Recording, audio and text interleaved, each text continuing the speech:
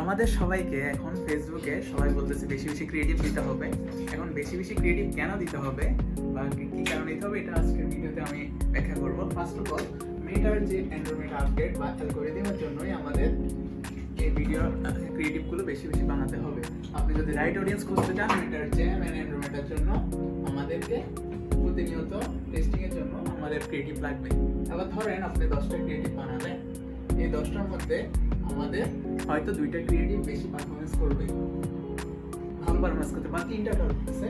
So আমি যদি এই 3টা তো পারফরমেন্স করতেছে, এখন আমাকে যদি এই 3টার কম্বিনেশন আমি যদি আরেকটা ক্রিয়েটিভ বানাই বা 2টার কম্বিনেশনে, তো দেখা যাবে কি এটার পারফরমেন্স আরেকটু বেটার করতেছে। তো আবার এটাকে অ্যানালাইসিস করে যদি আমি আরেকটা ক্রিয়েটিভ বানাই, দেখা যাবে এর চেয়ে আরো বেটার রেজাল্ট আসতেছে। সো আমাদের কন্টিনিউয়াসলি রেজাল্টটা বেটার হওয়ার জন্য আমরা ক্রিয়েটিভগুলো দিতে থাকবো, পরে আমাদের রাইট অডিয়েন্সকে যাতে মেন্টাল নিয়ে যায়।